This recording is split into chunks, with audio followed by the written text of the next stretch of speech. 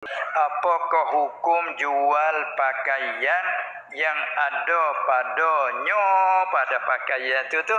Dia tulis ada solid. Solidnya bukan tulis. Dia tulis lagu ni. Dia tulis sad lam ya ba. Salib. Ada padanya solid. Serta kelimah-kelimah mengajak bertuhan dengannya. Apa dia solid? Ada lagi?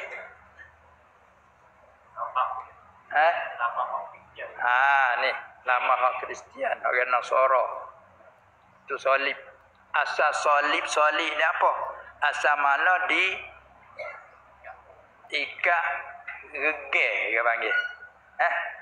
Ambil kayu, cacah, lepas tu buat gadah situ, ambil orang, ikat situ, bekah situ, tangan, bekah di hak gadah.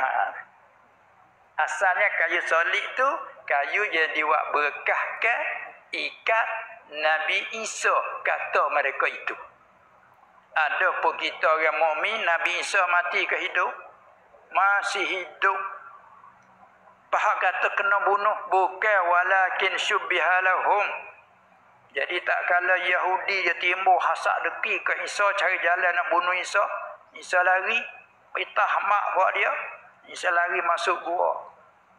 Bila masuk gua, dia likung. Pada adat, tak boleh nak kira Isa matilah pada adat. Bila likung, naklah mana ni? Dia hantar dua orang. Masuk sore pintu ni. Masuklah nun sore. Masuk pergi cari Isa dalam. Masuk pergi duk cari. Allah Ta'ala mengizinkan pada Isa dengan perintah pada malaikat, mari ambil Isa. Ambil Isa awak pergi, jumpa dengan ibu, bermohon dengan ibu, diangkat lagi. Maka dua ni dah cari-cari, temu dalam gua dua tu, muka gelap. Allah Ta'ala beri tasbih. Ni sebahat tasbih ni panggil ni. Mana? Pergi nampak supaya Isa. Ni apa supaya tu ni? Ayat mutasabihah ni. Nah itu kan? Nampak supaya Isa. Ni kata Isa nak terdak kawan mampuk bunuh. Dah muka takut lari kan dia bunuh. Mati. Bila mati tu baik mari. Suka Isa mati dah. Mana gitu. Bila sudah mati, bila mati, mana kawan kita sore lagi? Dia ke mana sore lagi? Kalau itu kena koning. Tak tengok muka supaya Isa dah. Tapi tengok tubuh bukan Isa. Tengok muka supaya Isa. Allah Ta'ala sengaja jadi sebahat. Ia disemabu lah kat kapau. Kesama orang sama sendiri bunuh.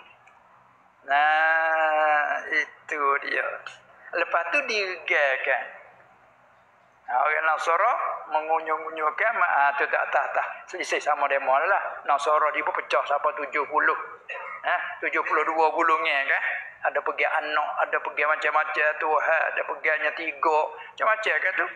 Maka tu dah tepat regal dia.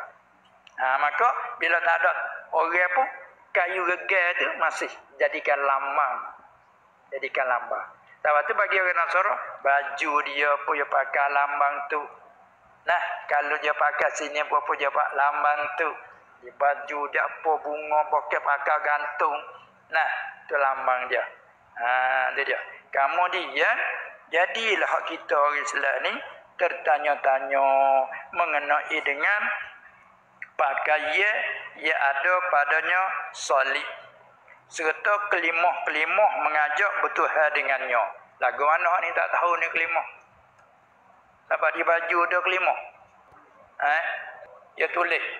Apa kata dia? Tahu juga. Tulis huruf rekah dah. Lepas tu kena tanya orang pandai lah ni. Ni rumusan daripada apa ni? Jadi kalau balas tu, adakah kita beli tu, beli nak buat apa? Beli nak jual gitu lah. Itu orang menega ni dah. Nak kelaba sudah. Dah kira dah.